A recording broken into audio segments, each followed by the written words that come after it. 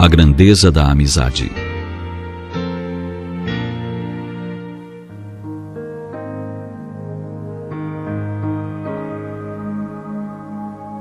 Você já pensou na grandeza da amizade? Diz um grande pensador que quem encontra um amigo encontra um tesouro valioso. A amizade verdadeira é sustentáculo para muitas almas que vivem sobre a face da terra.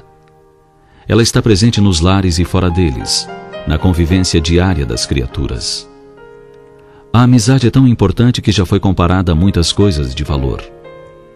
Um pensador anônimo compara a amizade com as estrelas. E aqueles que não têm amigos, ele compara com os cometas, que vêm e vão, mas não permanecem, nem iluminam como as estrelas. Diz ele mais ou menos assim: há pessoas estrelas e há pessoas cometas. Os cometas passam, apenas são lembrados pelas datas que passam e retornam. As estrelas permanecem, o sol permanece. Passam-se anos, milhões de anos, e as estrelas permanecem. Os cometas desaparecem. Há muita gente como os cometas, que passa pela vida da gente apenas por instantes. Gente que não prende ninguém e a ninguém se prende. Gente sem amigos. Gente que apenas passa sem iluminar, sem aquecer, sem marcar presença. Assim são as pessoas que vivem na mesma família e que passam um pelo outro sem ser presença.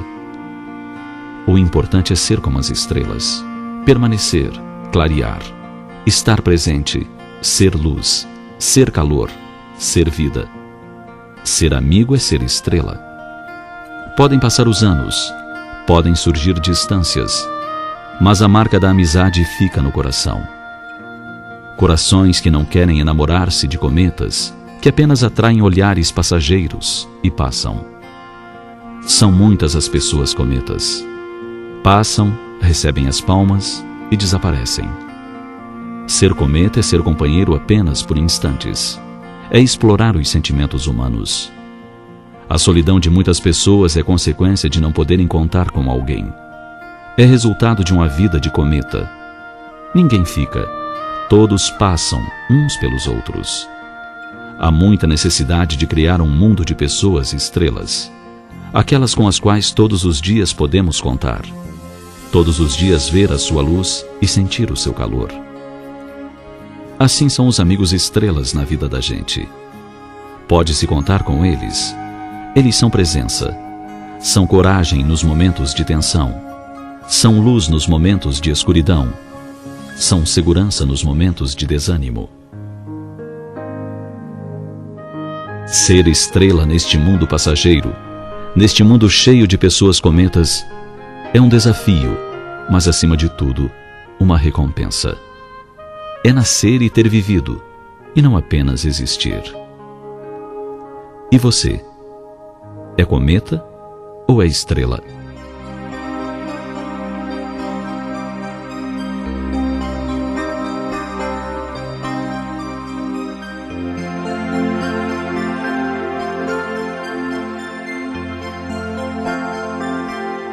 Enquanto o desejo é chama que se consome e deixa um vazio nas almas, a amizade é bênção que alimenta e sustenta em todos os momentos da vida.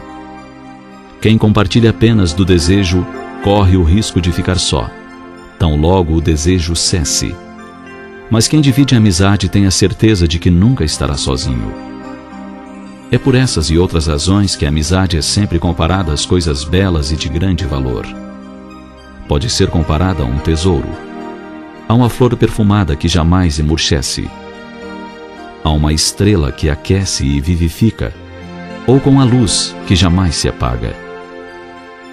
O importante mesmo é ter amigos ou ser amigo de alguém, porque só assim teremos a certeza de que nunca estaremos desamparados.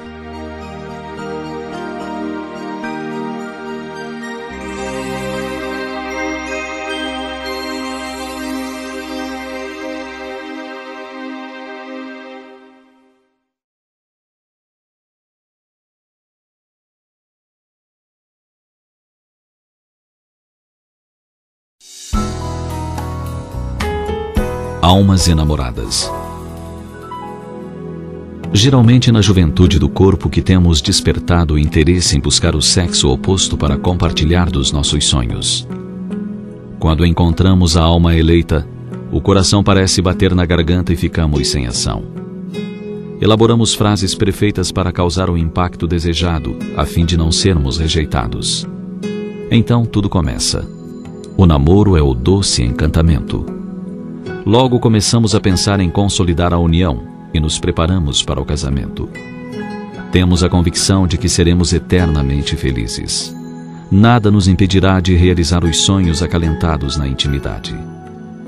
Durante a fase do namoro, é como se estivéssemos no cais observando o mar calmo que nos aguarda e nos decidimos por adentrar na embarcação do casamento.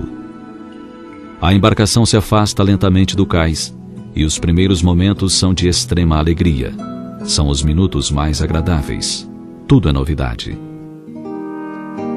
Mas como no casamento de hoje observa-se a presença do ontem, representada por almas que se amam ou se detestam, nem sempre o suave encantamento é duradouro. Tão logo os cônjuges deixam cair as máscaras, afiveladas com o intuito de conquistar a alma eleita, a convivência torna-se mais amarga. Isso acontece por estar juntos espíritos que ainda não se amam verdadeiramente, que é o caso da grande maioria das uniões em nosso planeta. Assim sendo, tão logo a embarcação adentra o alto mar e os cônjuges começam a enfrentar as primeiras tempestades, o primeiro impulso é de voltar ao cais, mas ele já está muito distante. O segundo impulso é o de pular fora da embarcação, e é o que muitos fazem. E como um dos esposos ou os dois tem seus sonhos desfeitos, logo começam a imaginar que a alma gêmea está se constituindo em algema e desejam ardentemente libertar-se. E o que geralmente fazem é buscar outra pessoa que possa atender suas carências. Esquecem-se dos primeiros momentos do namoro, em que tudo era felicidade, e buscam outras experiências. Alguns se atiram aos primeiros braços que encontram à disposição, para logo mais sentir novamente o sabor amargo da decepção. Tentam outra e outra mais, e nunca acham alguém que consolide seus anseios de felicidade. Conseguem somente infelicitar e infelicitar-se a si mesmos na busca de algo que não encontram.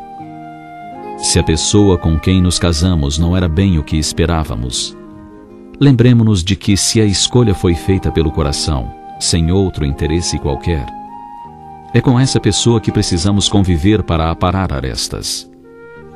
Lembremo-nos de que na Terra não há ninguém perfeito e que nossa busca por esse alguém será em vão. E se houvesse alguém perfeito, esse alguém estaria buscando alguém também perfeito, que certamente não seríamos nós.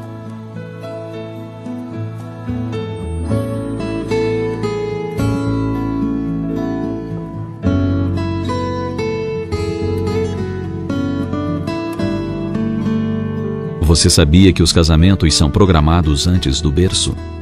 Nós planejamos antes de nascer se vamos ou não casar, com quem iremos nos casar e quem serão nossos filhos. Assim, temos o cônjuge que merecemos e o melhor que as leis divinas estabeleceram para nós. Dessa forma, busquemos amar intensamente a pessoa com quem dividimos o lar, pois é só assim que conseguiremos alcançar a felicidade que tanto almejamos.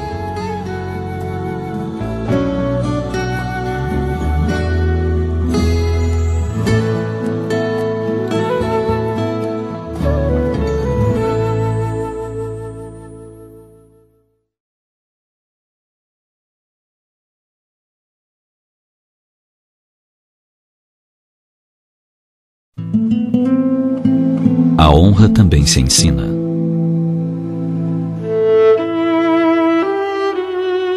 É comum em nossos dias ouvirmos reclamações por parte de pessoas que se sentiram desrespeitadas em seus direitos. É o médico que marca uma hora com o paciente ou deixa esperando por longo tempo sem dar satisfação.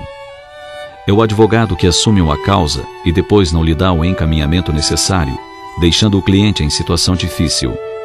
É o contador que se compromete perante a empresa em providenciar todos os documentos exigidos por lei e, passados alguns meses, a empresa é autuada por irregularidades que este diz desconhecer. É o engenheiro que toma a responsabilidade de uma obra que mais tarde começa a ruir sem que este assuma a parte que lhe diz respeito. É o político que faz muitas promessas e depois de eleito ignora a palavra empenhada junto aos seus eleitores. Esses e outros tantos casos acontecem com frequência nos dias atuais.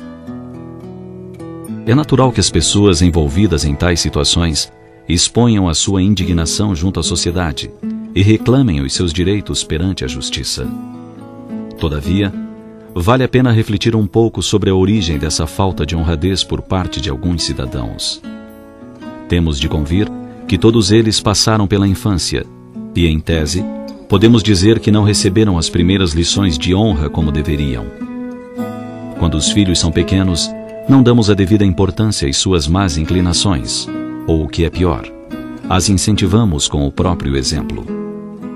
Se nosso filho desrespeita os horários estabelecidos, não costumamos cobrar dele a devida atenção. Se prometem alguma coisa e não cumprem, não lhes falamos sobre o valor de uma palavra empenhada. Ademais, há pais que são os próprios exemplos de desonra. Prometem e não cumprem. Dizem que vão fazer e não fazem. Falam, mas a sua palavra não vale nada. É importante que pensemos a respeito das causas antes de reclamar dos efeitos. É imprescindível que passemos aos filhos lições de honradez. Ensinar aos meninos que as filhas dos outros devem ser respeitadas, tanto quanto suas próprias irmãs. Ensinar que a palavra sempre deve ser honrada por aquele que a empenha. Ensinar o respeito aos semelhantes, não os fazendo esperar horas e horas para só depois atender, como se estivéssemos fazendo um grande favor. Enfim, é ensinar-lhes a fazer aos outros o que gostariam que os outros lhes fizessem, conforme orientou Jesus.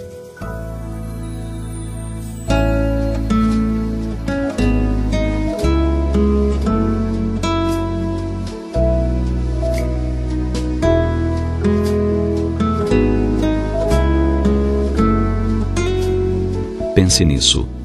Não há efeito sem causa. Todo efeito negativo tem uma causa igualmente negativa. Por essa razão, antes de reclamar dos efeitos, devemos pensar se não estamos contribuindo com as causas, direta ou indiretamente. Pensemos nisso.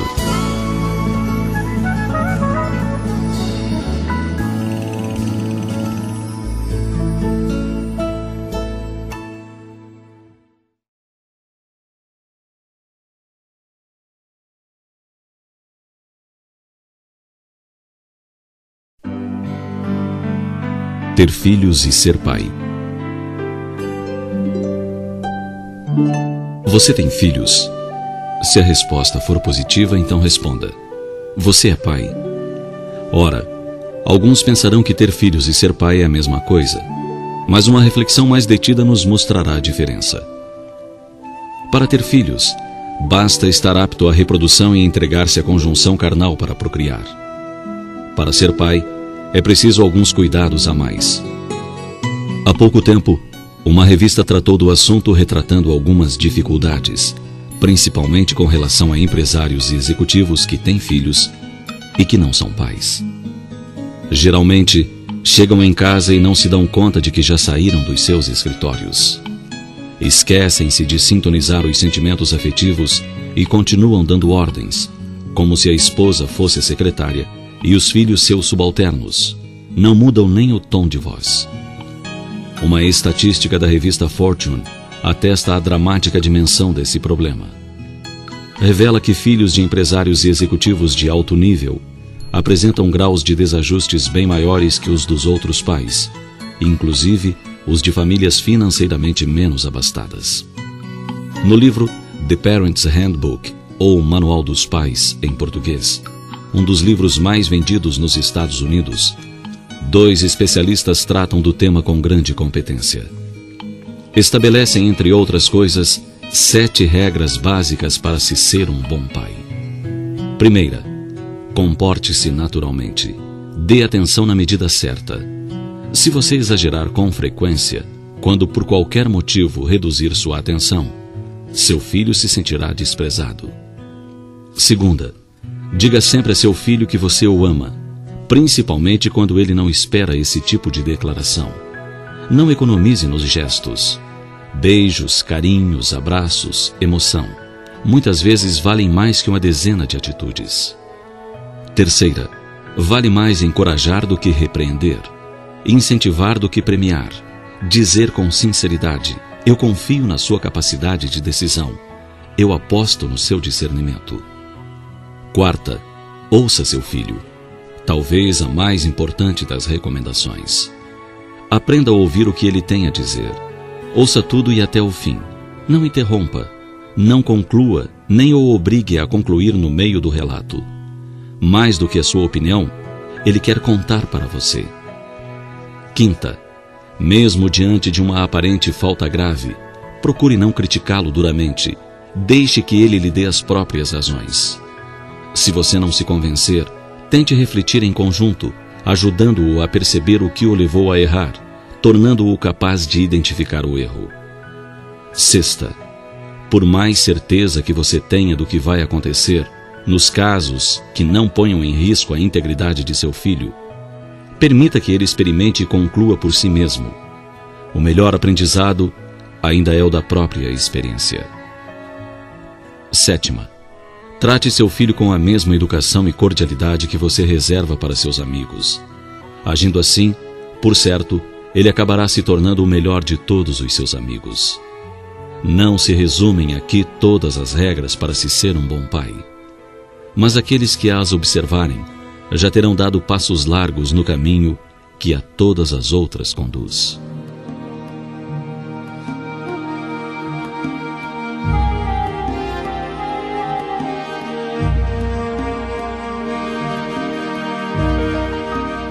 Todo filho é empréstimo sagrado que deve ser valorizado e melhorado pelo cinzel do amor dos pais, para a oportuna devolução ao genitor celeste.